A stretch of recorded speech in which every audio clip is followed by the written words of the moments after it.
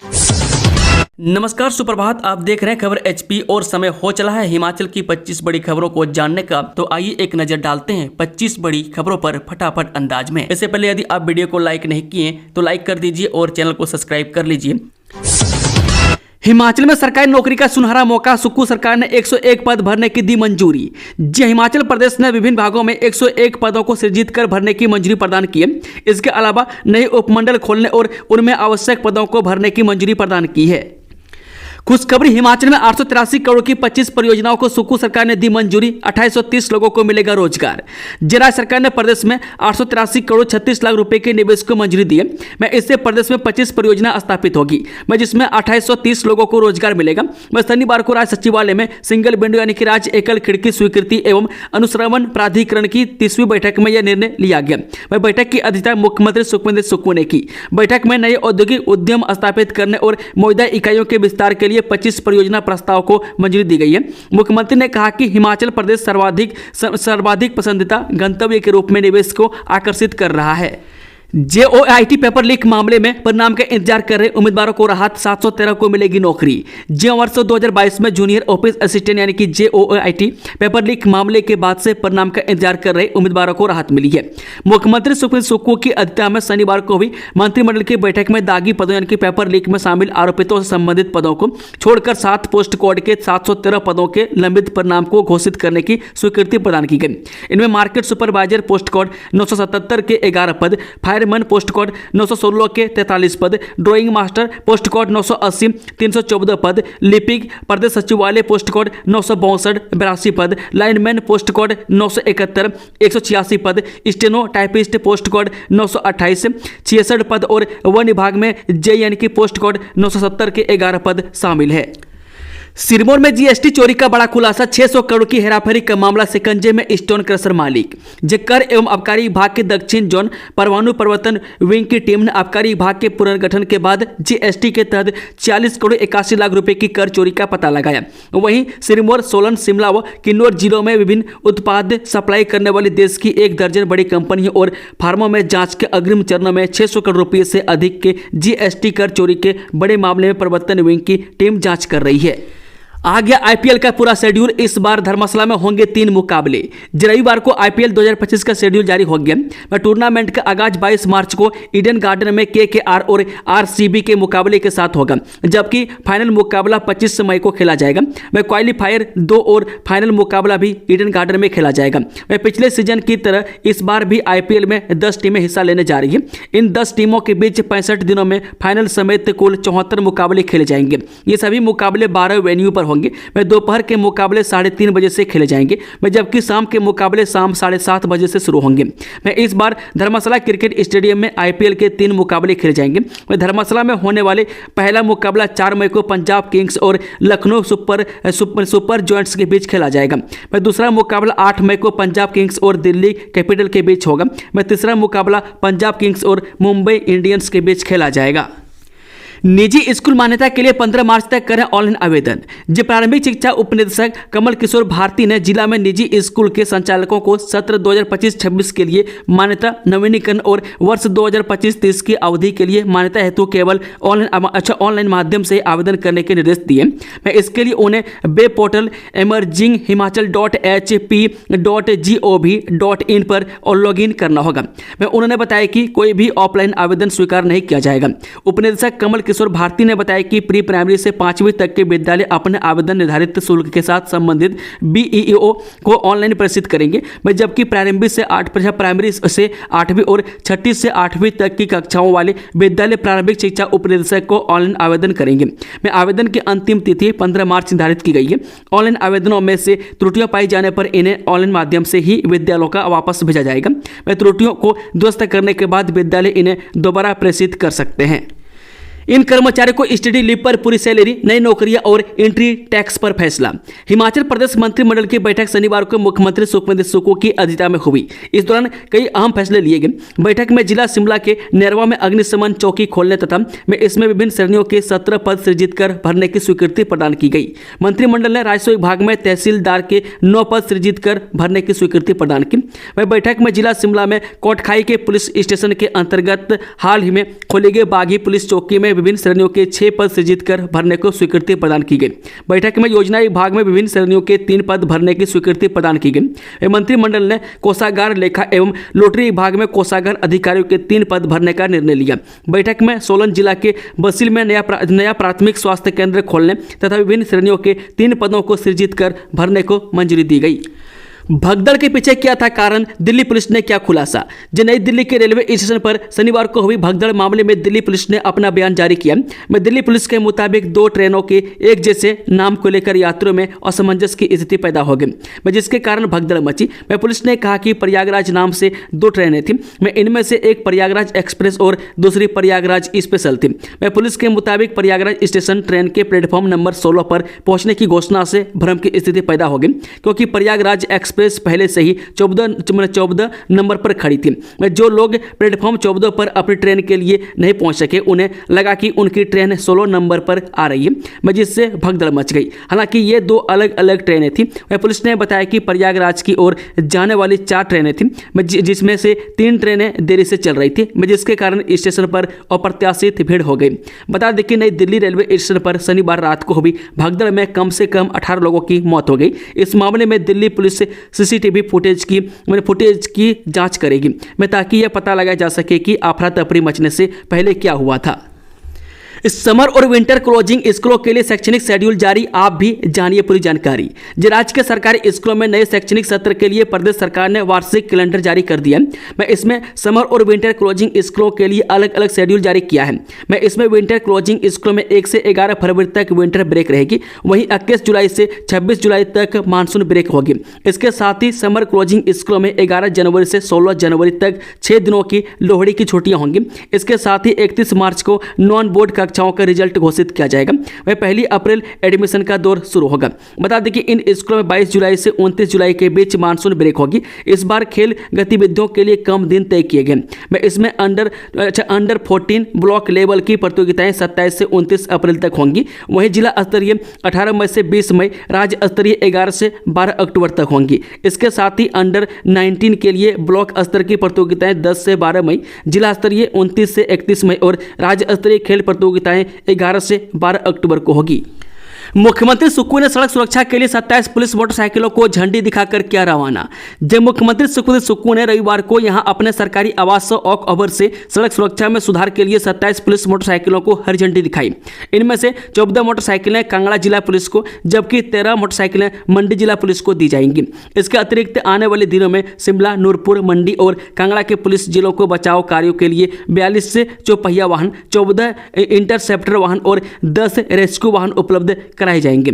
बता दें कि इन 4 पुलिस जिलों के लिए 3377 सड़क सुरक्षा उपकरणों की खरीद के लिए 90 करोड़ रुपए का बजट आवंटित किया गया। अब तक पुलिस विभाग को 5 करोड़ 71 लाख रुपए की लागत से 1200 से अधिक उपकरण प्रदान किए जा चुके हैं। शिमला में एकीकृत सड़क सुरक्षा प्रवर्तन प्रणाली की स्थापना के लिए लगभग 60 करोड़ रुपए आवंटित किए गए। इस प्रणाली को शिमला, कांगड़ा और मंडी जिले में 450 से अधिक आर्टिफिशियल इंटेलिजेंस आधारित गति और निगरानी कैमरों के साथ जोड़ा जाएगा, जिससे पुलिस राज्य में यातायात नियमों की डिजिटल निगरानी की ओर बढ़ सकेगी। इसके अलावा 34 करोड़ 66 लाख रुपए के अनुमानित व्यय के साथ एक सामूहिक कार्य योजना तैयार की गई है। राजधानी शिमला में जल्द तैयार होंगे साइकिल ट्रैक, युवाओं को फिट और नशे से बचाने के लिए पहल। राजधानी में जल्द ही युवाओं के लिए साइकिल ट्रैक तैयार होंगे। इसके लिए नगर निगम महापौर सुरेंद्र चौहान अगले हफ्ते अधिकारियों के साथ बैठक करने जा रहे हैं। महापौर का कहना है कि जाकू, संजौली और गलेन में सबसे पहले साइकिल ट्रैक तैयार हो सकते हैं। इसके लिए जल्द ही धरातल पर काम दिखने लगेगा। कहा कि शहर के युवाओं को नशे से बचाने और फिट रखने के लिए नगर निगम साइकिल ट्रैक विकसित करने जा रहा है। राजधानी में नशे के खिलाफ चल रही नगर निगम की मुहिम के बारे में राज्यपाल से भी उनकी चर्चा हुई है।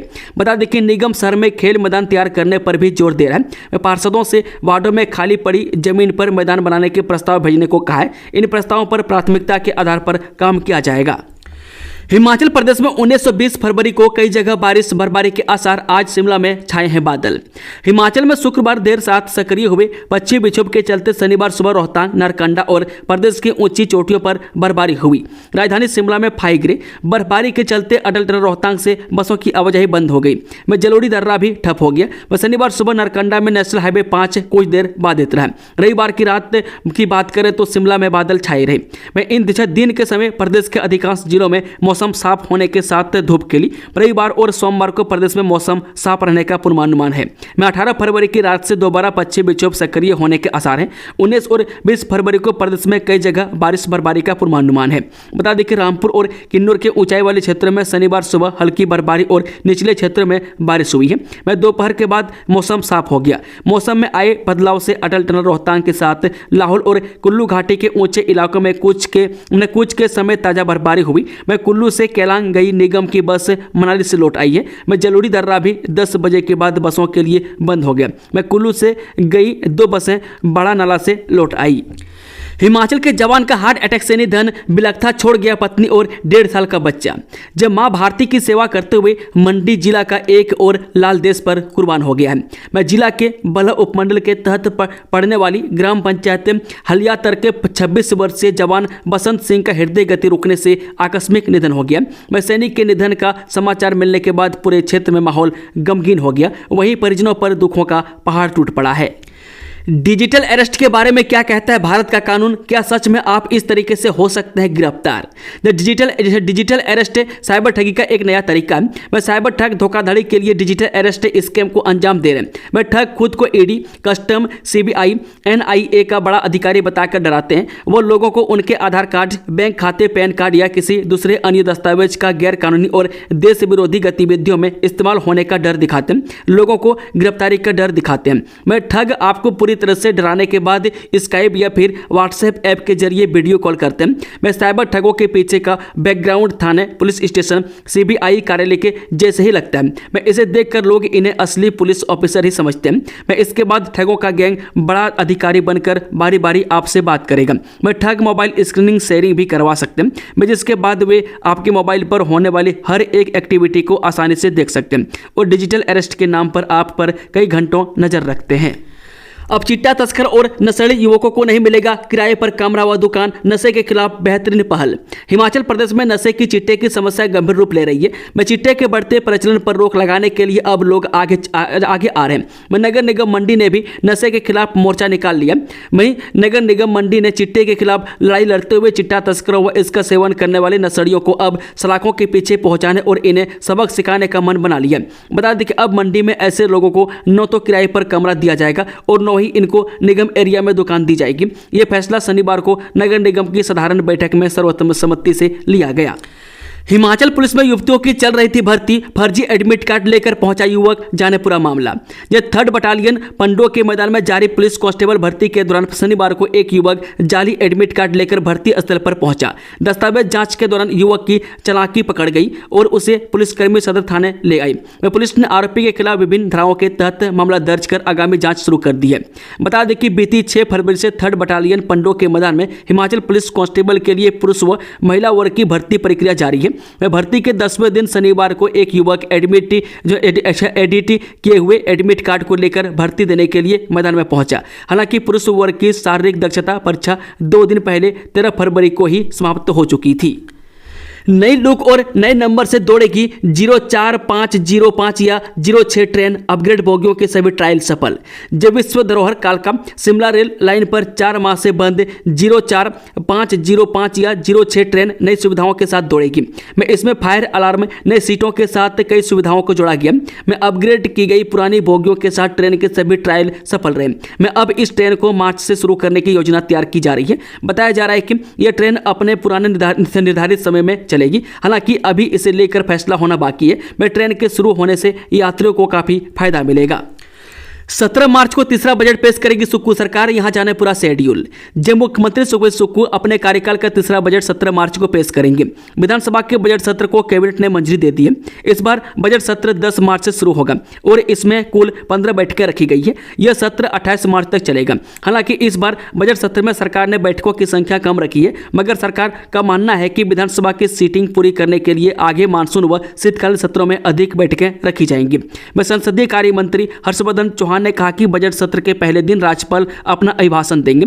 मुख्यमंत्री सुक्कू का यह तीसरा बजट होगा जिसमें भी व्यवस्था परिवर्तन की झलक दिखेगी। मैं सरकार स्वास्थ्य और शिक्षा के क्षेत्र पर फोकस से करने जा रही है जो सरकार की प्राथमिकता में होगी।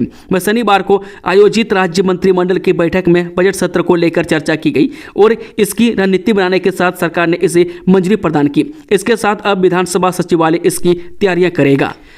अब घर बैठे लीजिए शक्तिपीठ मां नैना देवी का पंच मेवा प्रसाद। जो शक्तिपीठ श्री नैना देवी जी मां का पंच मेवा प्रसाद अब श्रद्धालु घर बैठे भी प्राप्त कर सकेंगे। मंदिर न्यास प्रशासन ने नई कार्य योजना पर काम करना शुरू किया है जिसके तहत जल्द ही भारतीय डाक विभाग के साथ टाई अप किया जा रहा है। में ऑनलाइन डिमांड मिलने पर प्रसाद डाक के माध्यम से श्रद्धालु तक पहुंचाया जाएगा। इसके अलावा देसी घी से तैयार बेसन भी श्रद्धालु घर बैठे प्राप्त कर पाएंगे। यह सुविधा देने वाला श्री नैना देवी हिमाचल प्रदेश का पहला शक्तिपीठ होगा। मंदिर न्यास श्री नैना देवी की वेबसाइट लॉन्च होने के बाद अब अगली महत्वपूर्ण कार्य योजना के तहत पैकेट में बंद प्रसाद की ऑनलाइन बुकिंग की सुविधा भक्तों को मिलेगी। सीएम सुक्कू 17 मार्च को पेश करेंगे बजट। 699 पदों का भर्ती परिणाम जारी करने की मंजूरी। हिमाचल प्रदेश मंत्रिमंडल की बैठक शनिवार को राज्य सचिवालय शिमला में मुख्यमंत्री सुक्कू की अध्यक्षता में आयोजित की गई। बैठक में कई बड़े फैसले लिए गए। राज्य मंत्रिमंडल की बैठक में राज्यपाल को हिमाचल प्रदेश विधानसभा का बजट सत्र 10 से 28 मार्च 2025 तक आयोजित करने की सिफारिश करने का निर्णय लिया गया। मुख्यमंत्री सुक्कू 17 मार्च को हिमाचल का बजट पेश करेंगे। बजट सत्र में 15 बैठकें होंगी। 10 मार्च को राज्यपाल का अभिभाषण होगा। उसके बाद इस पर चर्चा होगी। 13 मार्च को सीएम चर्चा का जवाब देंगे। मंत्री हर्षवर्धन चौहान व अनिरुद्ध सिंह ने मंत्रिमंडल के फैसलों की जानकारी दी। हिमाचल साइबर स्टेशन को स्कॉच पुरस्कार साइबर क्राइम रोकने में देश भर में रहा अव्वल। हिमाचल प्रदेश के CY स्टेशन डाटा सेंटर 1930 को पूरे भारतवर्ष में सर्वश्रेष्ठ प्रदर्शन करने के लिए प्रतिष्ठित स्कॉच पुरस्कार से सम्मानित किया गया। वह प्रतिष्ठित स्कॉच पुरस्कार भारत में एक भारतीय सम्मानित नागरिक सम्मान है जो स्कॉच समूह द्वारा दिया जाता है। यह पुरस्कार ऐसे व्यक्तियों, परियोजनाओं और संस्थानों को मान्यता देता है जो अनुकरणीय नेतृत्व का प्रदर्शन करके और भारत को एक बेहतर राष्ट्र बनाने के लिए अतिरिक्त प्रयास करके देश में सकारात्मक सामाजिक आर्थिक बदलाव में महत्वपूर्ण योगदान देते हैं। राज्य में होगा 25 नए उद्योगों का विस्तार। 2830 को मिलेगा रोजगार। राज्य में 25 नए औद्योगिक उद्यम स्थापित करने तथा मौजूदा इकाइयों का विस्तार होगा जिससे 883 करोड़ 36 लाख रुपए का संभावित निवेश होगा और 2830 लोगों को रोजगार मिलेगा। यह मंजूरी मुख्यमंत्री सुक्कू की अध्यक्षता में शनिवार को यहां राज्य एकल खिड़की स्वीकृति एवं अनुश्रवण प्राधिकरण की आयोजित 30वीं बैठक में प्रदान की गई है। बता दें कि यह बैठक काफी समय बाद हुई जिसमें नई व विस्तार की योजनाओं के उद्यमों को मंजूरी प्रदान की गई है। हिमाचल में अब ब्लैक बोर्ड पर नहीं टैबलेट से पढ़ाएंगे टीचर। आधुनिक तकनीक से लेस होंगे सभी स्कूल। राज्य सरकार शिक्षा एवं प्रशासनिक कार्यों में डिजिटलीकरण को बढ़ावा देने जा रही है। इसके लिए राज्य के प्राथमिक स्कूल में काम कर रहे 17,510 शिक्षकों को टैबलेट देगी। मैं इसका उद्देश्य शिक्षण कार्यों में आधुनिकीकरण को बढ़ावा देना, डिजिटल शैक्षणिक संसाधनों तक पहुंच सुनिश्चित करना और डाटा अपडेट करने जैसे प्रशासनिक कार्य को सरल बनाना है। मैं इसके माध्यम से अध्यापक ऑनलाइन प्रशिक्षण कार्यक्रमों में भाग लेकर अपने ज्ञान को बढ़ा सकेंगे। यही नहीं, स्कूल व कॉलेजों में वर्चुअल कक्षाएं शुरू की है। मौजूदा शैक्षणिक सत्र में इसे और बढ़ाया जाएगा ताकि शिक्षक की गैर हाजिरी में भी बच्चों की पढ़ाई बाधित न हो। वह प्रेस को जारी बयान में सरकार के प्रवक्ता ने बताया कि स्कूलों के क्लस्टर बनने से विद्यार्थियों और अध्यापकों दोनों की संख्या बढ़ी है। वह सरकार राज्य के हर विधानसभा क्षेत्र में अत्याधुनिक तकनीक से लैस Rajiv Gandhi day boarding school स्थापित कर रही है। सरकार व संगठन में बड़े बदलाव की तैयारी। सीएम सुक्कू और विक्रमादित्य आज दिल्ली रवाना। इन नेताओं का नाम सबसे आगे। हिमाचल प्रदेश कांग्रेस कमेटी व राज्य मंत्रिमंडल में बड़े बदलाव की तैयारी चल रही है। विधानसभा के बजट सत्र के बाद ये बदलाव हो सकता है। इसको लेकर संगठन स्तर पर तैयारी शुरू हो गई है। मुख्यमंत्री सुक्कू सोमवार को दिल्ली जाएंगे। उनका दिल्ली में पार्टी के कई नेताओं से मिलने का कार्यक्रम है। वह सोमवार व मंगलवार को वह दिल्ली में पार्टी के वरिष्ठ नेताओं से मिलेंगे। जबकि राज्य लोक निर्माण मंत्री विक्रमादित्य सिंह भी दिल्ली गए हैं। वह उनका भी पार्टी के नेताओं से मिलने का कार्यक्रम बताया जा रहा है। सूत्रों के मुताबिक प्रदेश कांग्रेस कमेटी में नई कार्यकारिणी के गठन के साथ ही प्रदेश अध्यक्ष पद पर भी नए सिरे से तैनाती होगी। प्रदेश अध्यक्ष प्रतिभा सिंह का 3 साल का कार्यकाल अप्रैल महीने में पूरा हो रहा है। कंगना के रेस्टोरेंट के मेन्यू में क्या है खास, जाने कैसे पहुंचे द माउंटेन स्टोरी। जे बॉलीवुड अभिनेत्री एवं मंडी की सांसद कंगना रनौत ने मनाली की खूबसूरत वादियों के बीच में द माउंटेन स्टोरी कैफे खोला है, जिसकी शुरुआत 14 फरवरी को वैलेंटाइन डे के दिन की गई। द माउंटेन स्टोरी कैफे जिला कुल्लू की पर्यटन नगरी मनाली के प्रीनी में स्थित है। इस कैफे के मेन्यू में देश विदेश के व्यंजनों के साथ साथ पहाड़ी व्यंजन भी परोसे जा रहे हैं। यहाँ पर ग्राहकों को खूबसूरत वादियों के बीच विभिन्न तरह के व्यंजनों का स्वाद चखने को मिलेगा। बता दें कि वहीं इस कैफे की खास बात यह है कि इसे पहाड़ी शैली यानी कि काठकूनी शैली में बनाया गया। यहाँ का स्टाफ भी पारंपरिक परिधान में नजर आ रहे हैं और पहाड़ी स्टाइल में ग्राहकों को खाना परोसा जा रहा है। द माउंटेन स्टोरी कैफे को कंगना रनौत ने पहाड़ी स्टाइल में तैयार किया है। मनाली की वादियों के बीच बना ये कैफे लोगों के लिए आकर्षण का केंद्र बना रहा है। वहीं इस कैफे का नाम भी लोगों को बेहद आकर्षक लग रहा है, जो पहाड़ों की कई कहानियों को अपने आप में समेटे हुए हैं। देश भर के सड़कों की होगी मैपिंग, आईआईटी मद्रास के साथ प्रोजेक्ट पर चल रहा काम, जानिए क्या है सरकार का प्लान। जिस सड़क सुरक्षा के मोर्चे पर लगातार मिल रही नाकामी से चिंतित केंद्र सरकार स्थिति में सुधार के लिए एक नई योजना पर काम कर रही है। सड़कों के पूरे नेटवर्क को 2x2 किलोमीटर के वर्ग में विभाजित कर सड़क परिवहन मंत्रालय यह जानने की कोशिश में है कि सबसे अधिक जोखिम वाले क्षेत्र कौन से हैं और उनमें सुधार के लिए क्या जरूरी है। बता दें कि यह पहल काफी कुछ ठीक वैसी है जैसे जनधन खातों की योजना पर क्रियान्वयन के लिए किया गया था। इसके जरिए सरकार ने बैंकिंग सेवाओं की पहुंच बेहतर बनाने के लिए इसी प्रकार के ब्लॉक बनाए थे और उन क्षेत्रों की पहचान की थी जहां सबसे पहले बैठक की सुविधा उपलब्ध कराई जानी थी। सड़क परिवहन मंत्रालय के एक शीर्ष अधिकारी ने बताया कि रोड सेफ्टी पर नए नजरिए से काम करने के लिए आईआईटी मद्रास के साथ एक साझा कार्यक्रम पर काम चल रहा है। लगभग 2/3 क्षेत्रों की मैपिंग कर ली गई है। भारत पर बड़ा हमले की तैयारी में आईएस गुर्गों के जरिए बनाया था प्लान, यूएन की रिपोर्ट में चौंकाने वाले खुलासे। जो संयुक्त राष्ट्र की एक ताजा रिपोर्ट में कहा गया कि आतंकवादी संगठन इस्लामिक स्टेट भारत में बड़े पैमाने पर हमले करने में सक्षम नहीं था, इसलिए इसके अकाओं ने भारत में स्थित अपने गुर्गों के माध्यम से हमले करने की कोशिश की। दोस्तों, खबरों का सिलसिला यह समाप्त होता है। अगर जानकारी पसंद आई हो तो वीडियो को लाइक, शेयर, चैनल को सब्सक्राइब जरूर कर लें और कमेंट बॉक्स में अपने अपने विचार को जरूर लिखें। Thank you, all the best. जय हिंद, जय हिमाचल।